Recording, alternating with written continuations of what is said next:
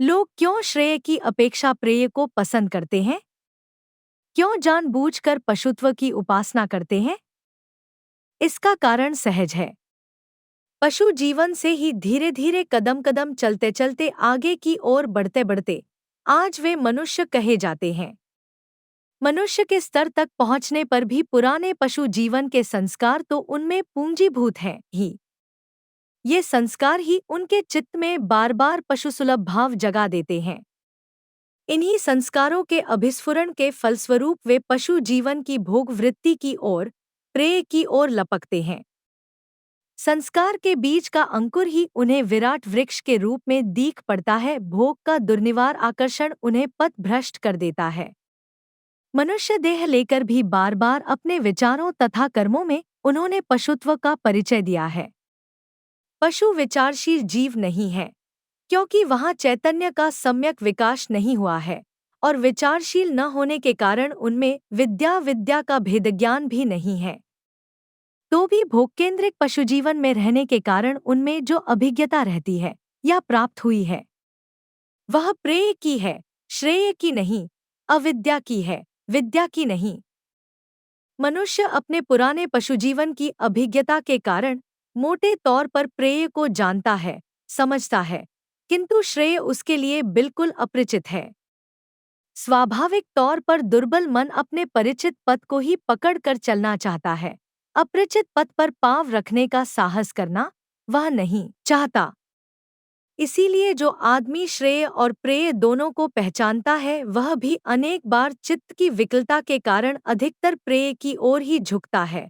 प्रेय का रास्ता उसके लिए बड़ा सरल, सहज होता है, एकदम कंक्रीट का बना राजपथ समझो। श्रेय के पथ पर चलने के लिए मनुष्य को स्वाभाविक ही अपने संस्कार संजात प्रेय वृत्ति या पशुवृत्ति समूह के विरुद्ध संग्राम करना होगा। कामात्मक वस्तु समूह अर्थलोभ, नाम्यश का लोभ, धार्मिक दिखावे का लोभ, झूठ कहकर वाहवाही लूटने का लोभ, इन सब का संवरण करना होगा। इसीलिए यम कहते हैं, हे नचिकेता, तुम सच्चे विद्याभिलाषी हो, इसलिए तुम कामात्मक जगत के प्रति आकृष्ट नहीं हुए। मधुविद्या तथा ब्रह्म विद्या के तुम ही यथार्थ अधिकारी हो। अविद्या मंतरे वर्तमायाः स्वयंधीराः पंडितमन्यमानाः न दंद्रम्यमाणाः पर्यन्ति मूढ़ा अंधेनैव नियमाना यथांधाः। विद्या हो या अविद्या, दोनों में से किसी को क्यों न चुनो, दूसरे की तरफ से बाधा आएगी ही। इस विषय को जरा और अच्छी तरह समझाता हूँ। मनुष्य जब भी कोई काम करता है, प्रतिकूल या विपरीत शक्ति के साथ उसका संघात होता है, और इस संघात में जब उसकी कर्मशक्ति जयी होती है, तभी क्रिया निष्पन्न होती है।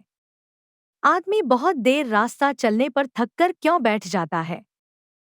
चलने की विपरीत शक्ति के साथ बहुत देर संग्राम करने के फलस्वरूप उसकी कर्मशक्ति स्तंभित हो जाती है। ठीक इसी प्रकार जिसकी वृत्ति विद्यामुखी होती है, अविद्या की तरफ से उसके विरुद्ध संग्राम की घोषणा हो जाती है, चित्त में विरोधी भाव उत्पन्न हो जाते हैं। उन भावों के विरुद्ध मानसिक स्तर से लड़ना होता है। घर में पति, पत्नी या दूसरे लोग असंतुष्ट होते हैं, वे लोग भी बहुत प्रकार की बाधा देते हैं। कर्मक्षेत्र में हीनता, नीचता या घूस लेने के अवसर आ जाते हैं, उधर भी संयत रहना पड़ता है। प्रकृति के टिड्डीदल साधना के अंकुर को ही ध्वंस कर देने के लिए जुट जाते हैं। इसीलिए उसे यत्नपूर्वक अपने को छिपाकर बचाकर रखना पड़ता है। किंतु जिसकी सचमुच ही विद्यामुखी गति है, जो सब चीजों के बदले विद्या के मार्ग पर अपने को ले चलने के लिए कृतसंकल्प है, उसे अंत तक कोई बाधा रोक नहीं सकती।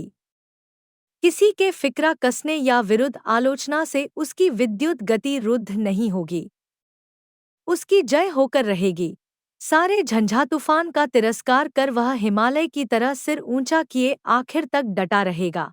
आंधी और तूफान उससे टकराट कराकर जाएंगे, उसके अंकुर तो बहुत दिन अंकुर ही नहीं रहेंगे।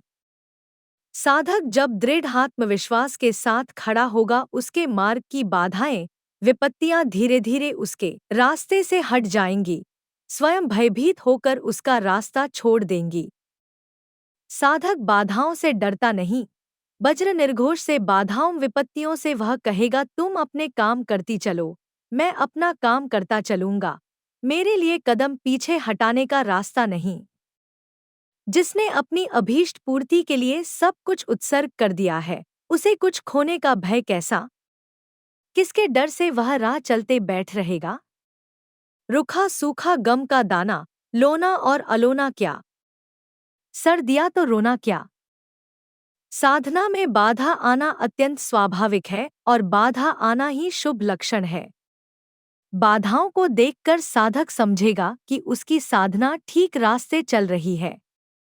अविद्या की बाधाओं के विरुद्ध संग्रामरत साधक जब अपनी मनीषा और बुद्धि के द्वारा अविद्या की प्रवृत्तिमुखी युक्तियों को हराकर विद्यामुखी या ब्रह्माभिमुखी भाव में प्रतिष्ठित होता है, उसी अवस्था में अध्यात्म दर्शन का उद्भव होता है। पहले कहा जा चुका है कि बाधा के अभाव में क्रिया की सृष्टि नहीं होती और बाधा के ऊपर कर्मशक्ति की प्रतिष्ठा से ही क्रिया सृष्टि संभव होती है।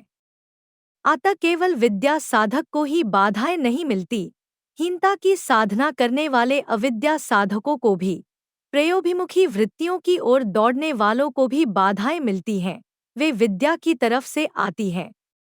उनसे हीन कर्मों से दूर रहने की प्रेरणा होती है, संकेत मिलता है। जो पहले पहल चोरी करने जाता है उसके पांव कांपते हैं, चोरी के बाद भी तरह तरह के डर लगे रहते हैं। ऐसा क्यों होता है? विद्या भाव उसके मन में बताता रहता है कि जो काम वह कर रहा है वह अत्यंत हीन कर्म है और उसका परिणाम भी भयंकर होगा। किंतु बाद में अविद्या की उपासना करते करते जब उसके चित्त में अविद्या शक्ति अत्यंत प्रबल हो उठती है, तब विद्या की तरफ से आने वाली बाधा उठते ही वह उसका दमन कर देता है। इसीलिए पक्के चोर के हाथ नहीं कांपते। चोरी का परिणाम सोचकर वह भयभीत नहीं होता। कच्चे चोर और पक्के चोर के बीच की अवस्था, साधक और सिद्ध के बीच की अवस्था की विपरीत भावात्मक अवस्था होती है। ऐसी ही अवस्था में प्रयोभिमुखी लोग अपने काम के समर्थन के लिए मन ही मन अनेक प्रकार की युक्तियां सोचते हैं और इसी मनोभाव की ऊंची ऊंची बातों को पर्दे में रखकर जड़वादी दर्शन, मटेरियलिस्टिक फिलॉसफी बनाते हैं। अविद्या की साधना करते करते जैसे विद्या के प्रभाव से अलग रहने की शक्ति जगती है, वैसे ही विद्या की साधना करते करते मनुष्य अविद्या के प्रभाव से अभिभूत नहीं होता। जो जड़ात्मक भावधारा में पला है वह पहले पहल चार लोगों के सामने ईश्वर प्रणिधान करने में लजाता है, अर्थात वह उस समय अविद्या के प्रभाव से थोड़ा अभिभूत होता है।